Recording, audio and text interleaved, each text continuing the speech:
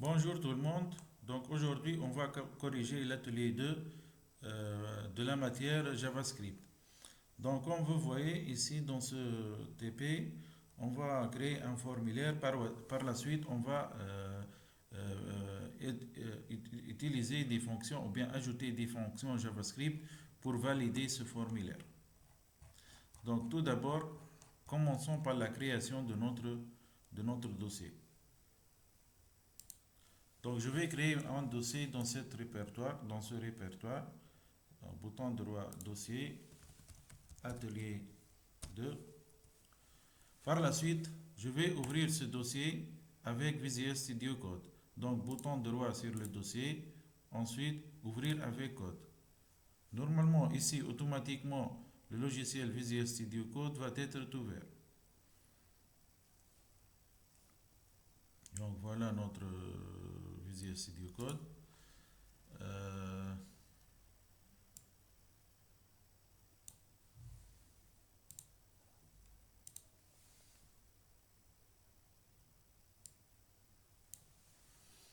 Ici, comme vous voyez ici, au niveau de l'explorateur, il y a le répertoire atelier 2.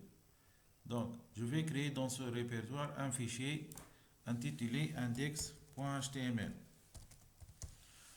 Vous pouvez cependant ajouter un autre fichier pour votre code JS, par exemple code.js.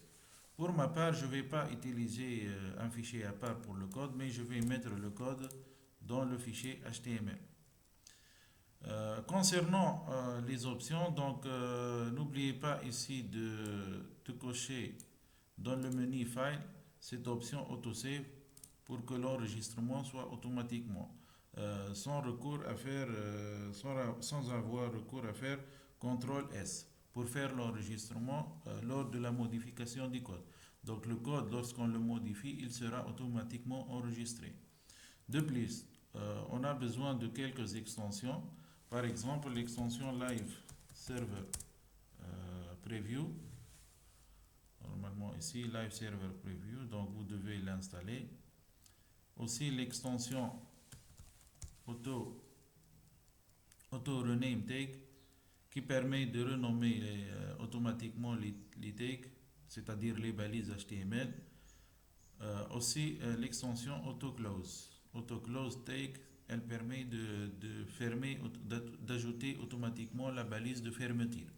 Par exemple, si j'écris ici script, elle sera, comme vous voyez ici, elle sera automatiquement fermée. De plus, si j'ajoute un T ici, elle sera automatiquement ajoutée grâce à l'extension Auto Rename Take. Bien, je reviens maintenant, je commence le codage. Donc tout d'abord, je dois ajouter un code HTML. Donc il suffit d'appuyer sur le point d'exclamation pour ajouter le code. Sinon, je peux saisir HTML ou bien HTML5 et ça va m'ajouter des codes. Donc ici, comme vous voyez, juste ici, je vais changer le title, donc atelier 2. Voilà. Donc, au niveau des body, je vais ajouter mon script JavaScript. OK. Qu'est-ce qu'il me demande ici? Donc, d'après l'énoncé, il nous demande de créer un formulaire contenant deux champs nom et prénom. Donc, deux formulaires contenant le nom et le prénom qui vont être saisis. Aussi, il y a un bouton valider. Donc, commençons notre codage au niveau de la partie body. Donc, on ouvre la balise form. Ici, pour le formulaire, on doit ajouter un nom. Nom est égal F1. Un ID aussi.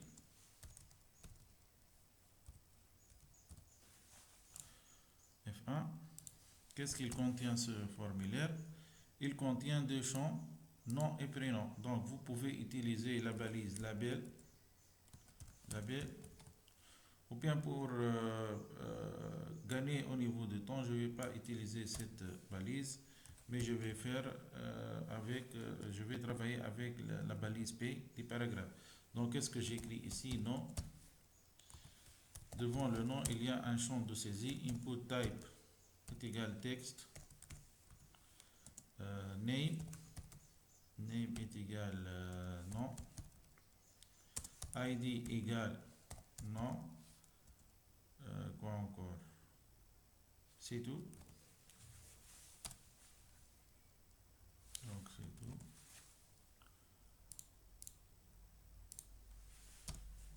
Pour le prénom, de même, input type égale texte,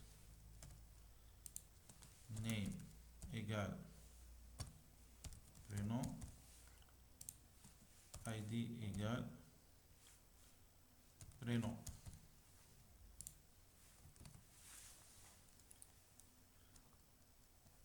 Donc ici, une balise P. Juste ici, je l'ai oublié.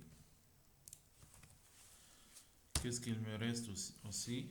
Le bouton valider. Donc, input type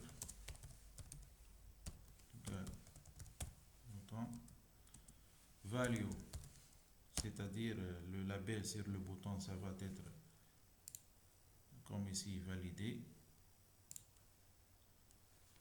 Validé. Name égale bt validé. ID égale bt validé. Ici, j'ai oublié d'activer l'extension du live server. Donc, qu'est-ce que je dois faire? Je dois cliquer avec sur la touche F1 du clavier et je choisis l'option ou bien la commande Show Live Server Preview. Donc, normalement, s'il n'y a pas de problème, je vais obtenir un onglet pour mon serveur. Je répète. Show Live Preview Server.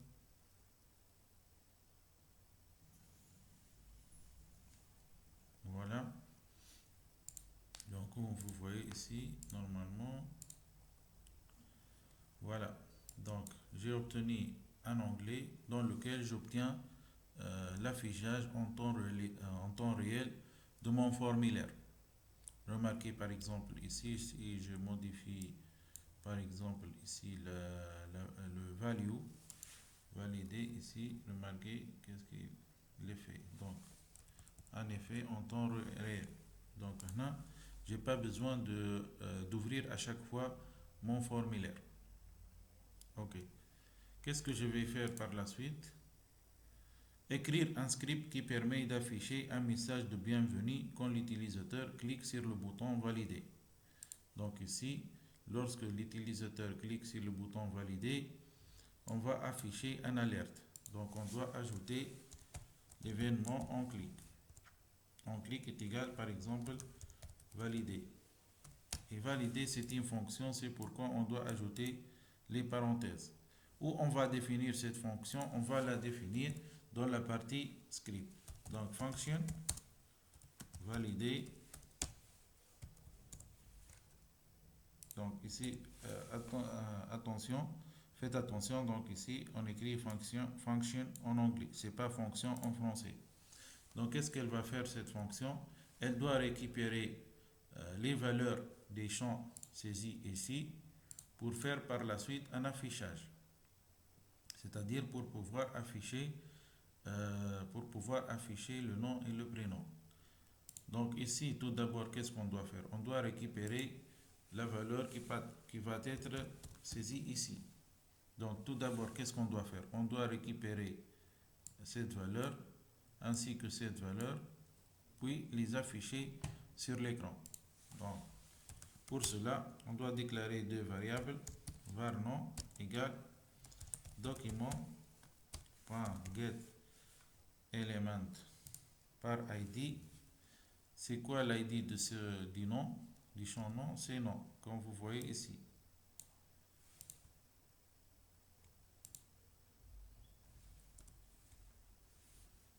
Donc ici, je vais agrandir un peu. ici c'est non. Voilà. Je dois récupérer ici aussi le prénom. Donc void plutôt var prénom égal de la même façon document par ID, document get élément par ID, prénom. Qu'est-ce que je vais faire par la suite? Alerte, bienvenue, plus, nom, plus, je peux ajouter un espace, plus, prénom.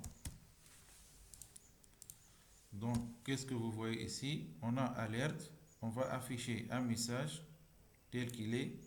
Par la suite, une variable qui contient une chaîne, donc on doit écrire le nom de cette variable sans utiliser les guillemets parce qu'il s'agit d'une variable et non pas d'un message. À cette variable, on va lui ajouter un espace. Par la suite, on va ajouter le prénom. Voilà. Ici, qu'est-ce qu'on a utilisé? On a utilisé la fonction getElément par ID. On peut cependant utiliser une autre méthode.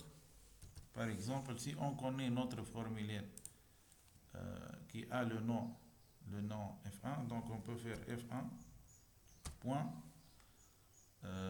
nom. C'est quoi nom? Nom, c'est le nom de ce champ. Nom point value. Donc on peut faire comme ça, var nom égale F1 ou bien ici il y a la variable ou bien l'objet document, document.f1, c'est-à-dire document ça représente le fichier HTML, c'est-à-dire tout le fichier. Dans ce fichier HTML, il y a un objet F1, c'est ça, l'objet F1 qui représente normalement le formulaire. Donc F1 qui se trouve dans le document. Donc il y a aussi, on va récupérer nom, c'est-à-dire nom qui existe dans F1 et on va récupérer la valeur de ce nom, c'est-à-dire on va récupérer la valeur d'un élément nom qui se trouve dans F1 qui se trouve dans le document. C'est quoi cet élément? Normalement, c'est le champ nom. Ce champ nom se trouve dans l'élément F1 qui se trouve dans tout le document HTML. On peut cependant enlever document car c'est connu pour le compilateur. Donc le compilateur va automatiquement normalement ajouter window.document. C'est quelque chose connu pour le navigateur. Donc window représente le navigateur ou bien l'onglet. Dans cet onglet, il y a un document HTML. Dans ce document, on veut accéder au formulaire. Donc, quand vous voulez, on peut travailler soit avec cette instruction ou bien avec getElément par ID. Dans ce cas, il faut ajouter les ID pour les éléments HTML.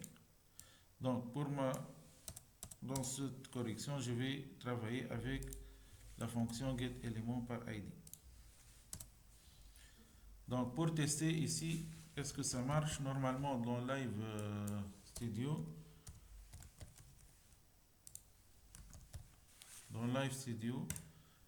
les alertes ne sont pas affichées, donc dans ce cas on est obligé de travailler avec notre navigateur.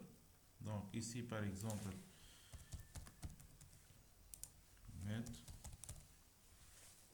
valider, qu'est-ce qu'on a? Bienvenue, donc ici il y a un problème dans notre code. Voilà, donc ici il faut récupérer la valeur value. Pourquoi le value? Ici getElément document.getElément par ID, elle nous donne ce champ, tout ce champ. Nous, est-ce qu'on a besoin de ce champ? Non, on a besoin de l'écriture saisie ici, c'est-à-dire le texte qui est saisi ici. Pour récupérer ce texte, on utilise .value. Donc .value, c'est pour récupérer la valeur écrite ici. Ce qu'on va écrire ici, il est récupérable par la value, c'est-à-dire on veut récupérer la valeur qui existe dans ce champ, ou bien dans cet élément HTML. Donc, testons notre code. Remarquez bien, je n'ai pas fait un CTRL S parce que l'autosave ici est active. Revenons à notre exemple. Donc, si j'écris par exemple valider, donc j'obtiens bien un message d'alerte dans lequel est écrit le message bienvenue Mohamed Ali. C'est bien. Donc je reviens à mon Visual Studio Code et je continue mon TP. Par la suite, qu'est-ce qu'il me demande dans la question 5? Ajouter un contrôle pour vérifier que l'utilisateur a renseigné son nom et son prénom. Donc on doit ajouter un contrôle. C'est quoi un contrôle? C'est-à-dire soit un code JS ou bien une fonction JS qui va vérifier est-ce que l'utilisateur a renseigné son nom et son prénom. Qu'est-ce que cela signifie? Cela signifie que l'utilisateur n'a pas laissé ces champs vides, c'est-à-dire la valeur qu'on va récupérer ici, qui représente le nom, c'est-à-dire ce qu'on a écrit ici, n'est pas vide. C'est-à-dire on a écrit quelque chose, il y a quelque chose ici, elle n'est pas vide. De même, le prénom ne doit pas être vide, c'est-à-dire on a écrit quelque chose. Donc si les deux fonctions, les deux champs ne sont pas vides, alors le contrôle est validé. Comment on va faire ça? Ce que je vous propose, c'est d'utiliser une autre fonction. Fonction par exemple verif non, fonction verif non prénom. Et dans cette fonction, je vais vérifier les noms et les prénoms. Donc ici, qu'est-ce que je vais faire? Je vais récupérer les valeurs de nom et du prénom. Par la suite, qu'est-ce que je vais faire? Si c'est non, if non est vide, ou bien prénom est vide. Qu'est-ce que ça veut dire vide? C'est-à-dire il est égal à une chaîne vide. Comment on représente une chaîne vide? Par deux guillemets. Dans ce cas, qu'est-ce que je vais faire? Je vais afficher un message d'erreur. Vérifier les noms. Vérifier, ou bien on peut dire vérifier le nom et le prénom. Comme ça. Ici, normalement égal. Donc, de cette façon. Par la suite, qu'est-ce que je dois faire? N'oubliez pas ici que lorsqu'on clique, la validation doit être vérifiée au moment où on clique sur ce bouton. Donc, au moment du clic sur le bouton, on doit faire l'appel à la fonction valider. Donc, ici, on peut soit changer, au lieu de valider, on appelle la fonction vérif nom et prénom. Ou bien laisser la fonction valider et faire appel à la fonction vérifier nom ici.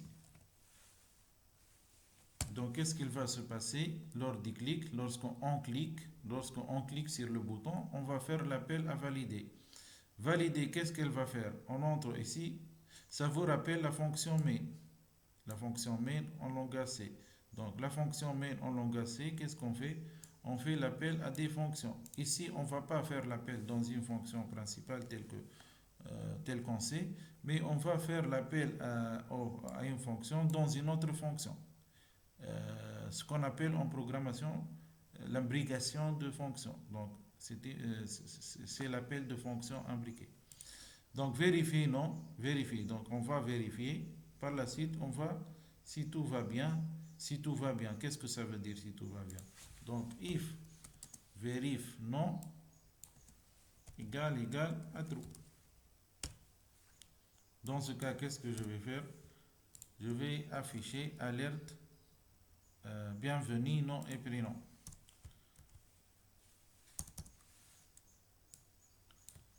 ce niveau, est-ce que le nom et le prénom sont connus? Est-ce qu'il y a ici dans la fonction validée quelque chose qui nous informe sur ce qu'il y a dans nom et dans prénom? Non, il n'y a pas. Donc, qu'est-ce qu'on va faire? On va répéter cette instruction ici. Voilà. Donc ici, nom et prénom sont connus. Mais qu'est-ce que vous remarquez? On a fait l'accès deux fois. On a fait l'accès deux fois. Donc, pour ne pas faire cela, on peut prendre ces deux instructions, les mettre ici, par la suite, les envoyer à la fonction vérifie nom. Donc, on lui envoie le nom et le prénom comme paramètre. Qu'est-ce qu'elle va faire la fonction vérifie nom et prénom? Elle va prendre ces deux paramètres, par exemple, nom, on peut les appeler, par exemple, n, virgule, p. Et qu'est-ce qu'elle va faire pour ces deux éléments? Elle va vérifier est-ce que le n qui a été envoyé, elle est égale à vide, et le p aussi envoyé, elle est égale à vide. S'ils sont égales à vide, donc on va afficher alerte, et de plus on doit retourner false, c'est-à-dire qu'il y a un problème.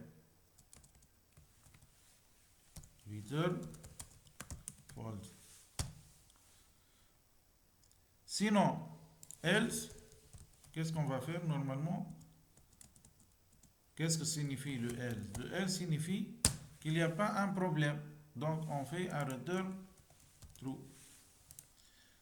On répète. Donc, tout d'abord, dans le bouton clic va faire appel à la fonction validée. Cette fonction, qu'est-ce qu'elle va faire? Elle va récupérer la valeur écrite dans ce champ. Dans le champ nom et dans le champ prénom.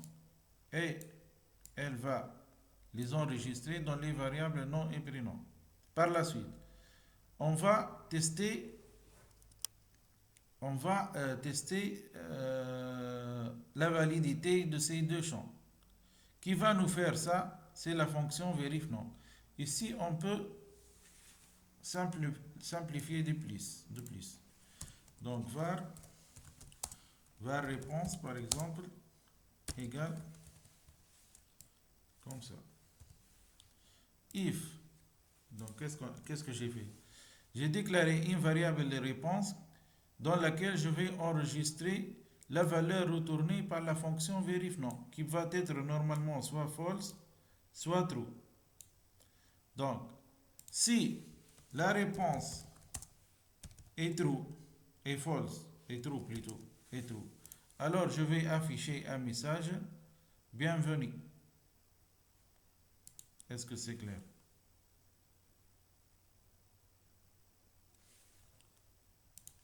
Vérifier. Ici, je peux déplacer,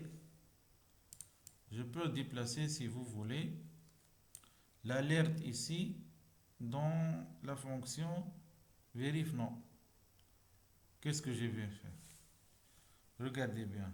Ou bien d'une autre façon, je vais seulement dans la fonction vérifie nom prénom, je vais faire soit return false, soit return true.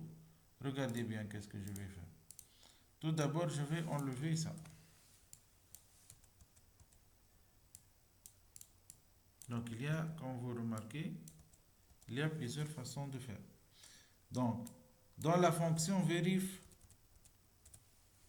nom prénom, qu'est-ce que je vais faire? Je vais tester si le n est vide ou bien le p est vide. Si c'est le cas, alors je retourne false. Sinon, je retourne true. Par la suite, dans la fonction validée qui va faire appel à vérifie nom et prénom, si la réponse qu'elle a reçue de la fonction vérifie nom et prénom est true, alors elle va afficher alerte nom et prénom. Alerte bienvenue nom et prénom. Sinon, qu'est-ce que ça veut dire ici le sinon? Le sinon signifie que la fonction vérif nom prénom a retourné un false. Dans ce cas, on va afficher alerte vérifier le nom et le prénom. Donc je répète, lorsqu'on clique sur le bouton valider, qu'est-ce qu'il y aura? Il y aura récupération de la valeur saisie ici, ainsi que la valeur saisie ici. Ces deux valeurs vont être stockées respectivement dans nom et dans prénom. Je vais envoyer nom et prénom à la fonction vérif nom prénom. Qu'est-ce que cette fonction va faire? Cette fonction va vérifier est-ce que le nom est vide ou bien le prénom est vide. Si c'est le cas, elle va retourner false, sinon il va retourner true. Donc, ce true ou bien le false vont être stockés dans la réponse. La fonction valider va vérifier la réponse de la fonction vérif nom et prénom. Si elle trouve que réponse est égale à true, alors il n'y a pas un problème. Dans ce cas, elle va afficher une alerte. Sinon, c'est-à-dire la réponse est false, elle va afficher une alerte pour vérifier le nom et le prénom. Vérifier le nom et le prénom. Est-ce que c'est clair? Donc, c'est une façon de faire. On peut trouver d'autres solutions. Bien. Passons maintenant à la question suivante. Qu'est-ce qu'il nous demande? Modifier le code afin d'afficher le nom et le prénom dans un div avec le format gras et la couleur verte. Donc ici, on ne va pas utiliser, on ne va pas faire un alerte. Qu'est-ce qu'on va faire? On va modifier le code afin d'afficher le nom et le prénom dans un div avec le format gras et la couleur verte. Donc revenons à notre code. Qu'est-ce qu'on va faire? Tout d'abord, il faut ajouter un div. Qu'est-ce qu'il a dit? Un div afin d'afficher dans un div avec le format. Donc il n'a pas dit si le div est avant le formulaire ou bien en bas du formulaire. Dans notre cas, je vais mettre le div en bas du formulaire. Donc div id est égal message. Message par exemple. Comme ça. Et je laisse vide. Donc est-ce que je peux récupérer le div? Remarquez bien, lorsque j'ajoute div, il n'y a rien dans l'affichage. Donc un div, c'est juste une section ou dans un document HTML. Donc juste c'est comme un repère. Donc il ne va rien faire comme étant affichage. Qu'est-ce que je vais faire par la suite? Je dois ajouter à ce div ici, c'est-à-dire un message par exemple, bienvenue Mohamed Ali.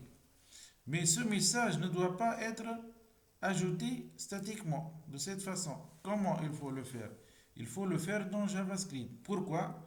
Parce qu'on ne connaît pas le nom et le prénom au préalable. Donc le nom et le prénom, ça dépend de l'utilisateur qui a utilisé notre page web. Donc qu'est-ce qu'on va faire alors?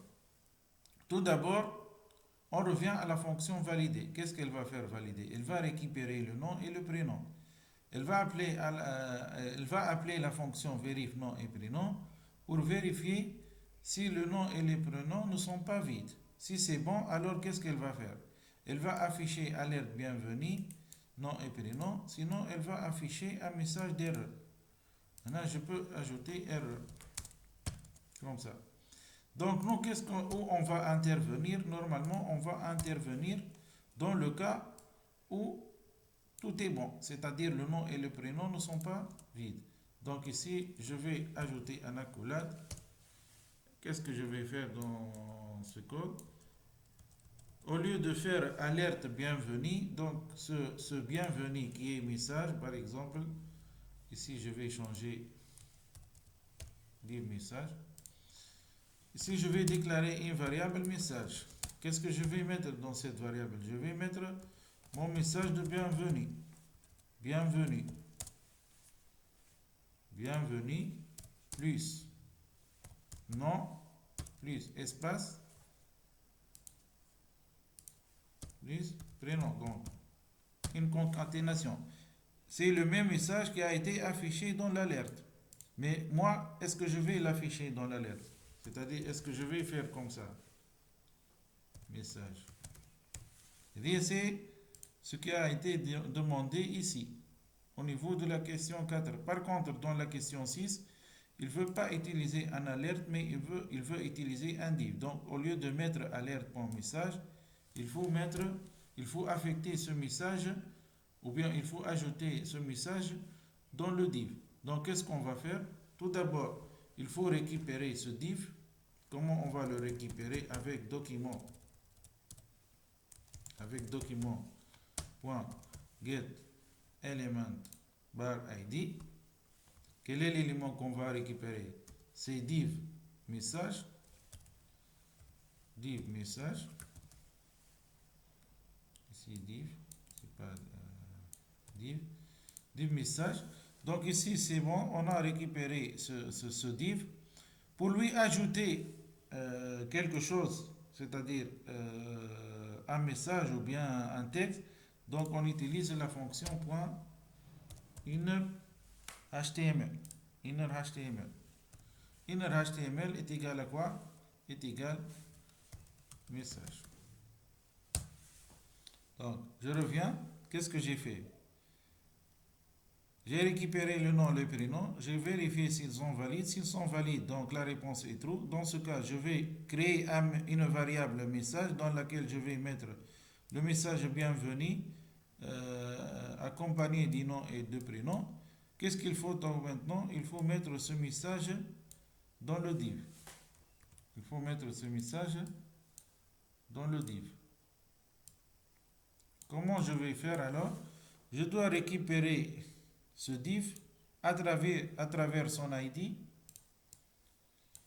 Donc, à travers l'ID du div. Div message. Par la suite, pour lui ajouter du texte ici, je vais utiliser inner.html. Donc, inner.html. Si vous voulez, on peut utiliser des variables. Donc, qu'est-ce que je vais faire? Je vais déclarer une variable var div message égale document point get élément par id. Par la suite, div message point inner html est égal message. Quoi encore? Qu'est-ce qu'il nous demande ici? Il veut que le format soit gras et la couleur soit verte. Donc ces deux instructions, vous devez les apprendre. Donc quelles sont les instructions? C'est tout d'abord pour modifier le style d'écriture en gras. Donc on utilise style point font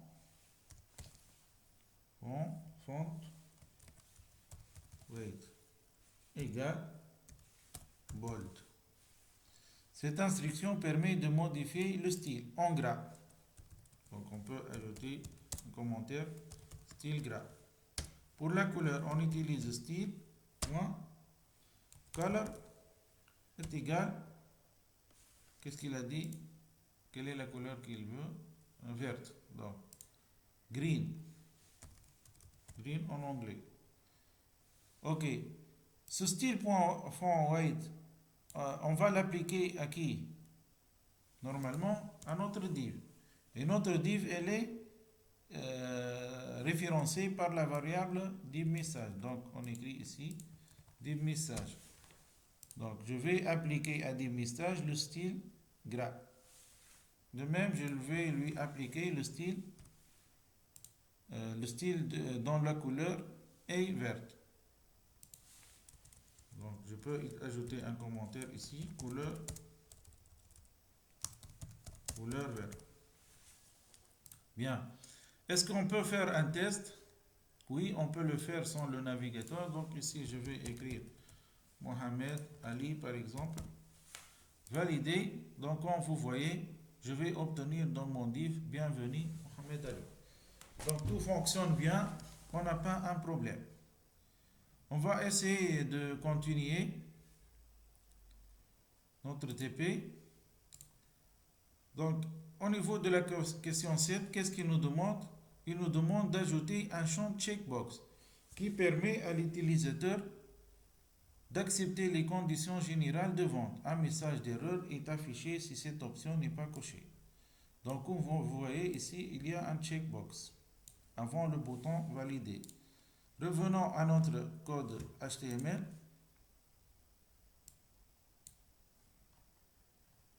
Donc revenons à notre code HTML. Ici où se trouve le bouton, c'est ici. Donc avant ce bouton, on va ajouter le checkbox. Voilà, donc le check, elle est en premier lieu. Par la suite, il y a le message. J'accepte les conditions générales de vente. Donc ici, P, input, type, égale, checkbox,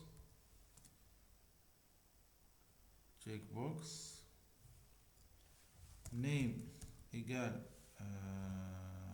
par exemple, CH1, voilà, ou bien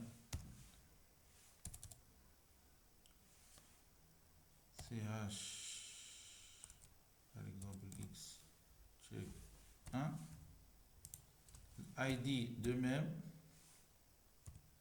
c'est CH X1, jusqu'à maintenant c'est bon. Qu'est-ce qu'il me reste? Il me reste le message. Donc c'est quoi le message? J'accepte les conditions générales de vente. J'accepte les conditions générales de vente. J'accepte les conditions générales de vente. Donc remarquez ici dans le live server preview, donc j'obtiens un checkbox avec un message j'accepte les conditions générales de vente. Ici je ferme mon paragraphe. Qu'est-ce qu'il me demande? Il me demande de vérifier. Donc il me demande un message d'erreur est affiché si cette option n'est pas cochée. Donc je vais créer une fonction pour bien organiser mon travail. Je vais créer une autre fonction pour vérifier l'acceptation des conditions. Donc je peux faire fonction verif accept condition.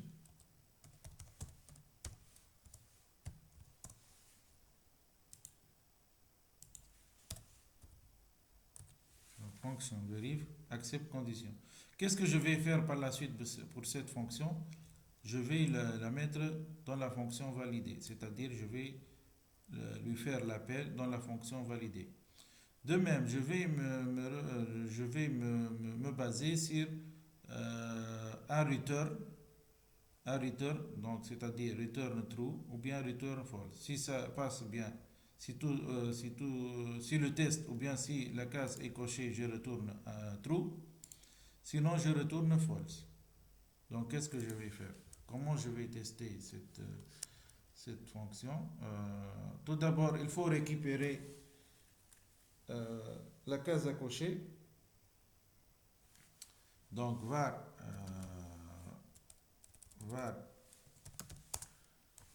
chesc égale par exemple document.get element par id. Je dois récupérer cet élément. Quel est l'id de cet élément? C'est CHX1.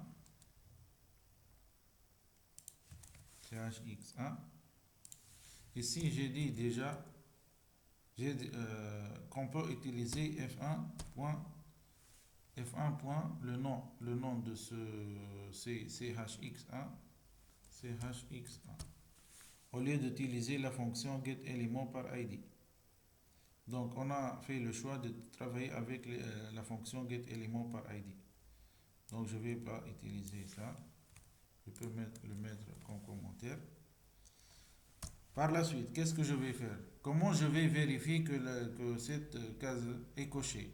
Donc, à travers l'attribut checked. À travers l'attribut checked. Donc, si if quoi? ch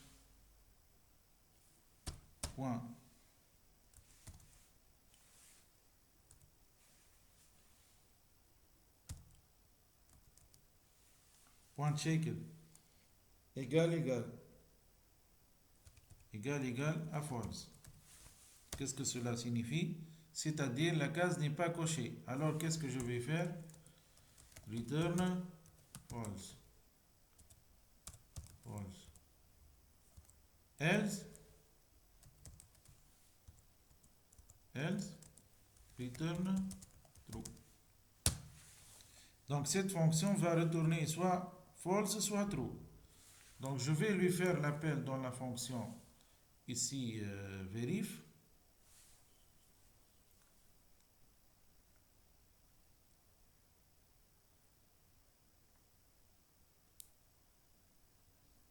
Donc comment on va faire? Est-ce que je vais utiliser la même... non. Bien.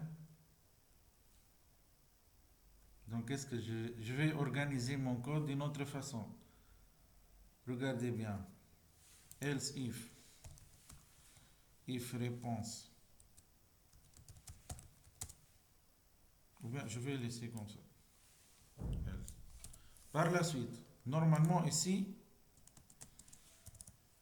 ça concerne la vérification des champs nom et prénom. Je vais les mettre comme étant un commentaire. Car par la suite, peut-être que je vais revenir à ce code pour le modifier. Donc, pour mieux organiser mon code, je vais utiliser les commentaires. Maintenant, qu'est-ce que je vais faire? Vérification de la case à cocher de l'acceptation. Voilà. De l'acceptation. C'est quoi ça?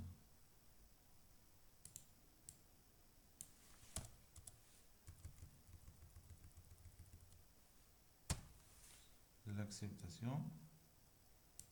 Ici, je vais mettre assez d'étoiles.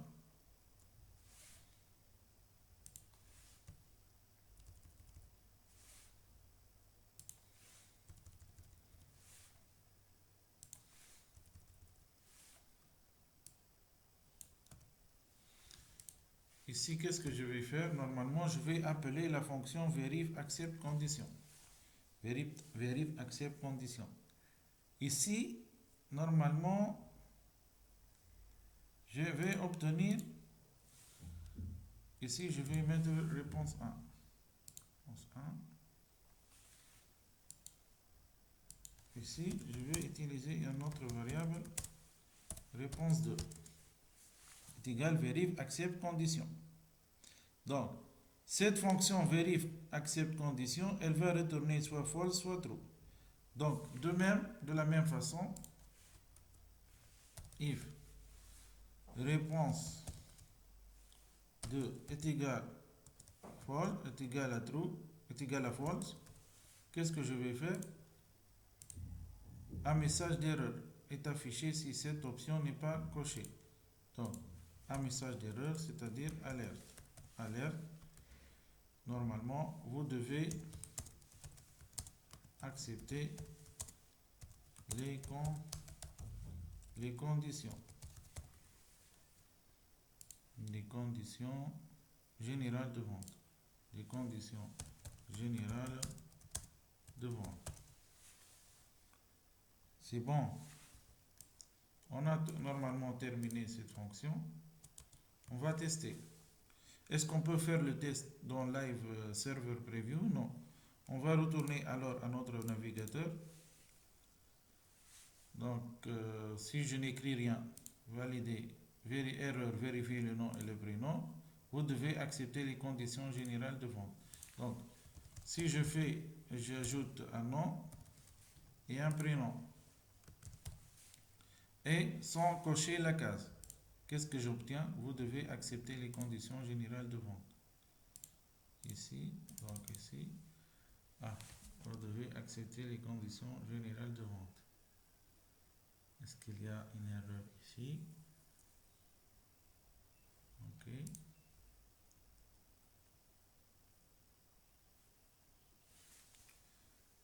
Vous devez accepter les conditions générales de vente. Normalement, c'est bon. Je ne vais pas compliquer de plus la solution. Passons maintenant à la question suivante. Question 8. Ajouter un champ de type select. Ajouter un nom à un champ de type select. OK. Appeler profession avec les valeurs suivantes. Étudiant, enseignant, ingénieur et autres. Donc, comme vous voyez, un champ select. Revenons à notre code HTML. Et ici, on peut voir l'affichage au niveau du Live Server Preview. Donc, avant le check, qu'est-ce qu'il veut? Voilà, profession. Donc, paragraphe, profession, select.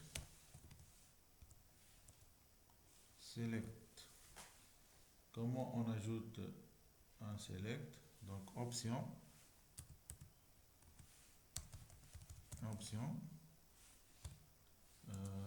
value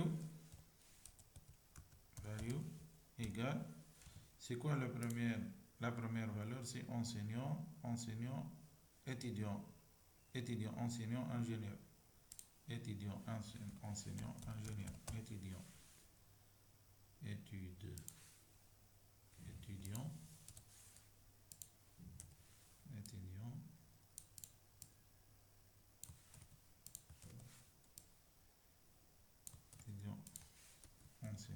ingénieur. Est-ce qu'il y a d'autres options? Autre, oui, il y a étudiant, enseignant. Remarquez bien ici, étudiant, donc enseignant.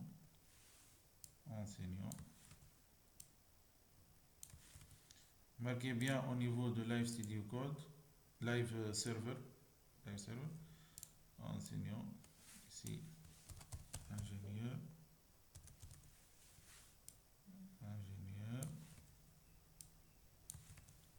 autre.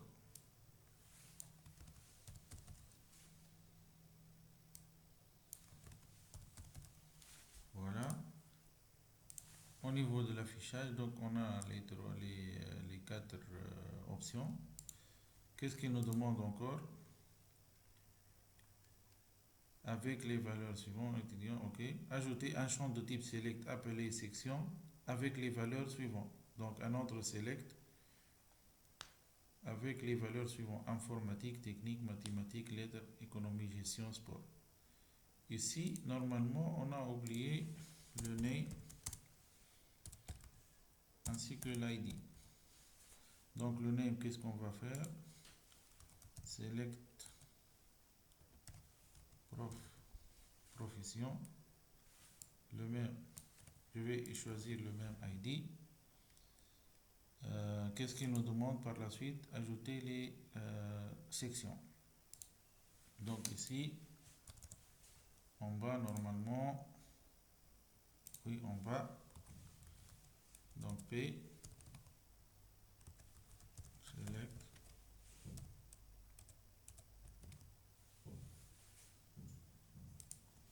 name égale, ID égale, donc select,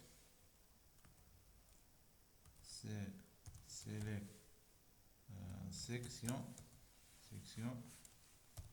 select section. Select section pour le name et pour l'id aussi, select section. Donc, qu'est-ce qu'on a ici? Normalement, je dois écrire section ici. N'oubliez pas de voir ici qu'est-ce qu'il y a. L'effet. Donc, ici, c'est pas en majuscule. Section. Est-ce que c'est correct? C'est bon. Il me manque les options. Combien d'options j'ai? Normalement, 1, 2, 3, 4, 5, 6. 6. Je vais me baser sur ces options. 4, 5. Donc la première, c'est normalement informatique, mathématiques. Informatique, mathématiques.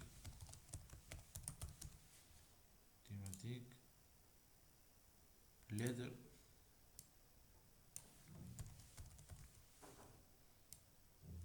Économie et gestion. Normalement sport par la suite. Sport. Informatique, technique ici. Par la suite. Sport. Donc informatique. Ça doit être informatique ici. Informatique. Mathématiques.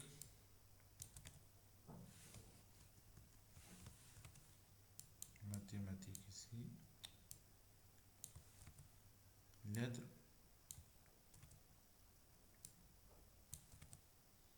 Économie et gestion. Technique. Et sport. C'est bon. Donc toutes les sections et les enseignants. Qu'est-ce qu'ils nous demandent par la suite? Voilà. Question 10. Modifier le code JavaScript afin de n'afficher le champ section que si l'utilisateur choisit la profession étudiant.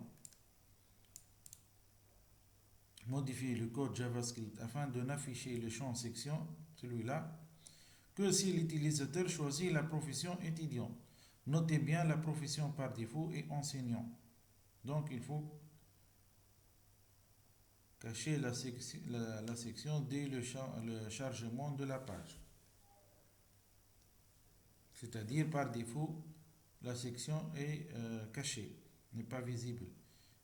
Ben, pour la profession par défaut est enseignant. Comment on fait ça? Au niveau de l'élément select profession, ici on peut ajouter value, la valeur par défaut qui est enseignant. Est-ce qu'elle est modifiée? Value, normalement enseignant. Est-ce qu'elle est affichée par défaut?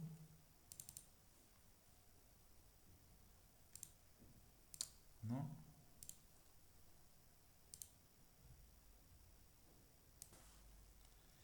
Donc ici, value n'a pas fonctionné. Il y a une autre option. Par exemple, ici au niveau de l'enseignant, je fais selected égale selected. Donc comme vous voyez ici, donc la valeur par défaut est enseignant. Puisque la valeur par défaut est enseignant, on doit cacher au début, on doit rendre invisible au début cette option, plutôt cet élément, l'élément select, c'est-à-dire la section. Donc pour la rendre invisible, on ajoute l'attribut hidden. Donc comme vous voyez, il n'y a pas la section. Section n'est pas visible.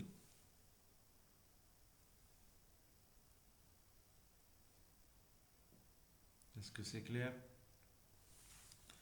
Donc ici, on peut travailler, simplifier. Je vais mettre tout simplement comme ça. Qu'est-ce que je vais faire par la suite? Qu'est-ce qu'il nous demande de faire? Modifier le code JavaScript afin de n'afficher le champ section que si l'utilisateur choisit la profession étudiant. Donc, si l'utilisateur a choisi étudiant, on va afficher la section. C'est-à-dire ici, si on choisit étudiant, alors on va afficher la section. Ici, normalement, qu'est-ce que ça veut dire on a choisi étudiant? C'est-à-dire l'utilisateur a modifié la valeur par défaut, c'est-à-dire il a changé la valeur de select. Il a changé la valeur de select. Donc, c'est quoi l'événement normalement? Quand est-ce qu'on va afficher section? Lorsqu'on a changé la valeur de select. C'est quoi l'événement? Donc, comme on a fait pour le bouton, l'événement c'est le clic. Ici, l'événement c'est le changement, c'est-à-dire on change. Ici, lorsqu'on clique sur le bouton, on clique. Ici, lorsqu'on change l'option, l'événement c'est on change. Donc je vais créer une fonction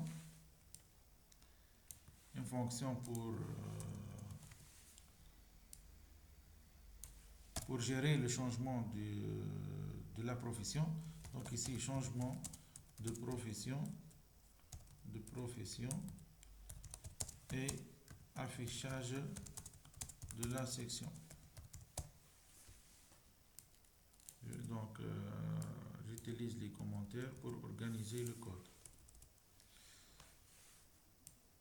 En bas, je vais ajouter des étoiles. Par la suite, je vais utiliser une fonction. Fonction, par exemple, vérifier profession. Donc, vérifier profession. Qu'est-ce que je vais faire pour la profession? Je vais récupérer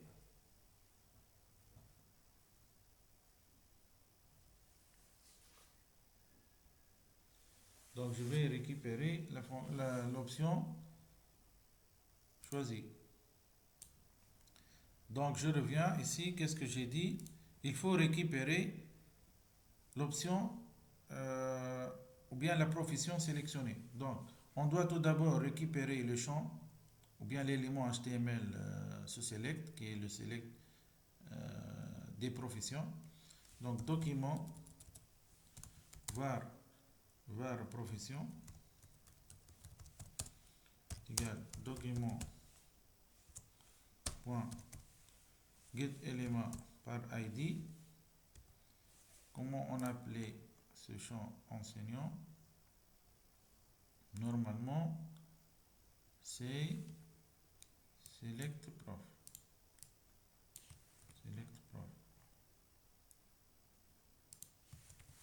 Voilà. Donc je veux récupérer la profession sélectionnée. C'est bon. Voilà, profession. Donc, quand est-ce que l'étudiant, quand est-ce qu'on va afficher la section? Si on a sélectionné l'étudiant, c'est-à-dire si on a sélectionné l'option 0. Étudiant l'option 0, enseignant l'option 1, ingénieur l'option 2 et autre l'option 3. Donc, je vous rappelle ici qu'au niveau d'HTML, on a ajouté les options. Donc, étudiant, c'est l'option 0, l'option 1, l'option 2, l'option 3. Donc, sinon, si on a récupéré l'option 0, alors on va afficher la section. Comment je vais récupérer alors la profession sélectionnée? Donc, profession sélectionnée égale document.get élément par ID select profession point selected index. Donc, selected index, elle va me permettre de retourner soit 0, soit 1, soit 2, soit 3. Si j'ai sélectionné étudiant, alors selected index va retourner 0. Et ce 0 va être stocké dans profession sélectionnée. Si j'ai sélectionné enseignant, alors selected index va être 1 et ainsi de suite. Donc la première option sélectionnée contient l'index 0. Donc qu'est-ce que j'ai fait? J'ai récupéré l'index que j'ai sélectionné à partir du select de la liste des choix, select prof, et j'ai enregistré cette valeur dans la variable profession sélectionnée. Qu'est-ce que je vais faire par la suite? Je vais tester. Si quoi?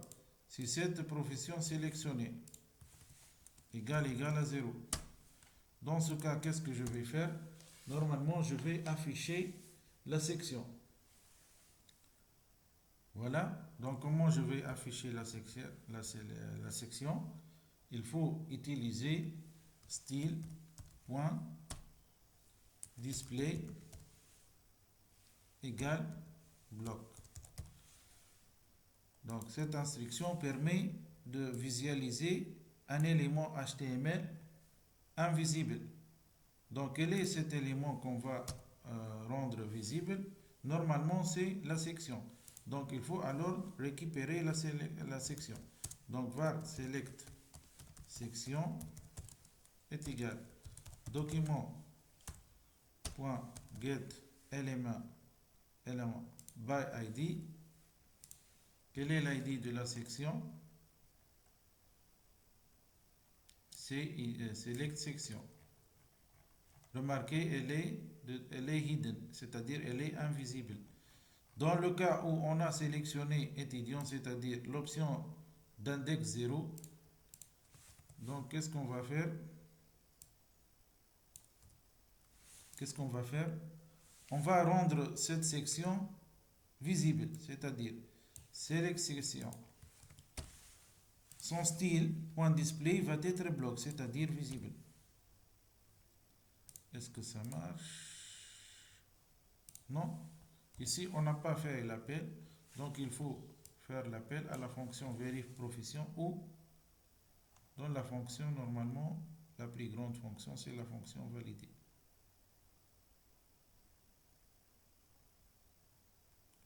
Ici, normalement, on a commis une erreur. Cette fonction doit être déclarée, c'est pas ici, elle doit être déclarée à l'extérieur.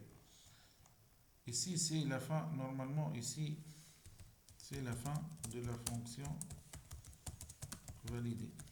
Fin de la fonction validée. Voilà. Nous, on doit créer notre fonction ici. Fonction vérifier profession. Qu'est-ce qu'elle fait cette fonction?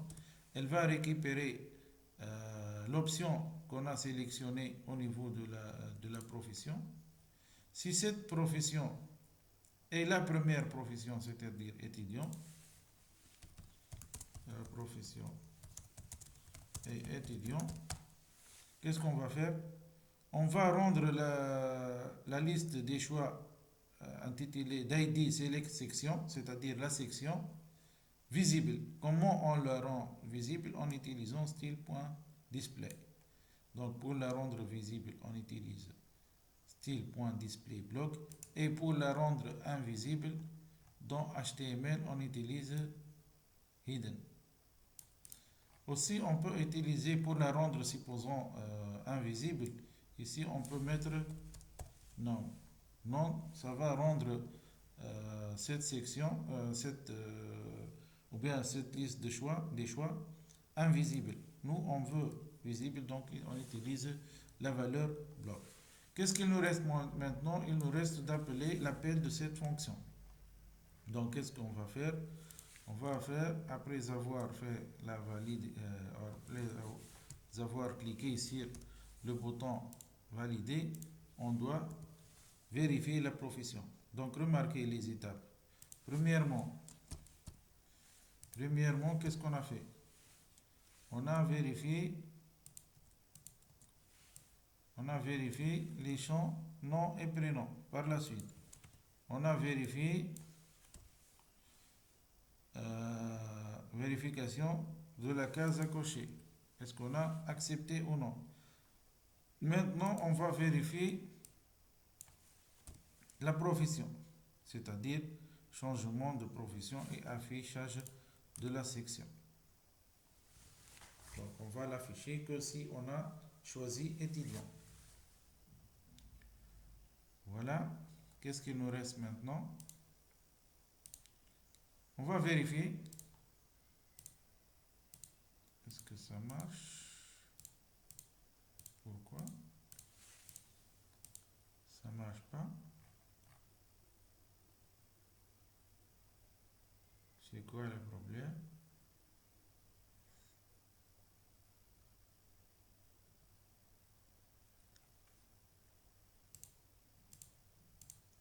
Étudiant. Donc pourquoi ça marche pas?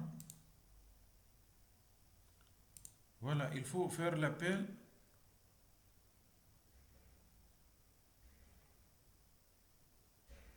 Pourquoi ça marche pas? Donc normalement, il faut cliquer sur le bouton valider. Je vais tester ici dans le navigateur. Donc regardez bien. Par exemple ici je vais choisir Mohamed. Ici Ali. Je vais cocher et ici je vais utiliser étudiant. Normalement la section n'est pas affichée malgré que j'ai choisi étudiant. Par contre si je clique sur valider il va être affiché. Est-ce que cette solution est bénéfique? Non, elle n'est pas appropriée. Qu'est-ce qu'on veut? On veut normalement, supposons ici, on a enseignant. Lorsqu'on change la valeur de profession par étudiant, normalement, la section va être affichée. Donc, comment on va faire? Il faut alors un événement. On n'attend pas l'événement du bouton pour afficher la section. Il faut directement, dès qu'on change la valeur de la profession, ça nous affiche la section. Donc, il faut ajouter un événement sur cette liste des choix. Comment on va faire? Donc normalement ici sur la liste des choix qui concerne la profession, on ajoute un événement qui est on change. On change. Qu'est-ce que ça veut dire on change? C'est-à-dire si on a changé la valeur de la profession, qu'est-ce qu'on va faire? On va appeler la fonction qui nous permet de vérifier les professions. Donc normalement ici, on change, vérifier profession. Je vais essayer, est-ce que ça marche? Voilà. Dès que je change la profession, alors la section va être soit affichée, soit invisible. Donc remarquez ici, si j'utilise normalement au début, qu'est-ce que je vais faire? Remarquez, ici au début, j'ai pas la section affichée. Mais qu'est-ce que je veux moi? Je veux que si je choisis étudiant, alors la section s'affiche. Ici, pour ce qu'on a travaillé, c'est bon. La section s'affiche. Mais si je change enseignant, la section reste affichée. Donc qu'est-ce que je vais faire? Je vais retourner à la fonction qui permet de rendre visible ou bien de vérifier la profession sélectionnée. Et qu'est-ce que je vais faire? Je vais cacher ou bien rendre invisible la section dans le cas où la profession sélectionnée n'est pas 0. Donc else, ici, qu'est-ce que je vais faire? Je vais rendre ici.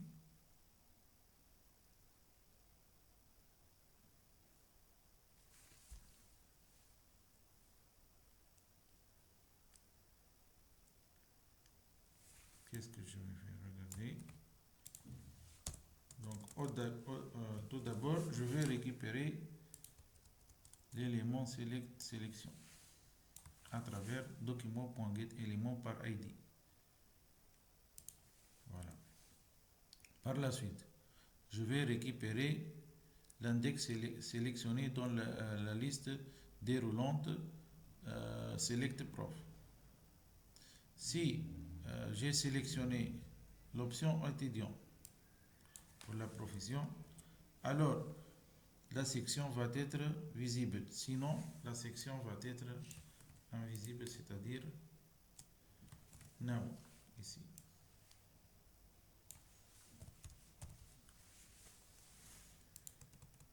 Voilà. Si je peux enlever la collade, comme ça. Est-ce que ça fonctionne? Je vais essayer étudiant. Donc, la section va être affichée. Enseignant, elle sera invisible. Donc, si j'ai choisi étudiant, alors afficher. Si j'ai choisi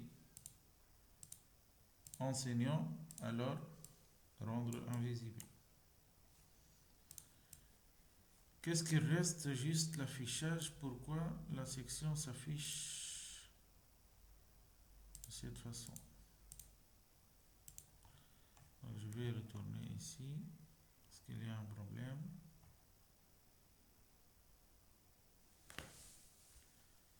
Normalement, c'est bon.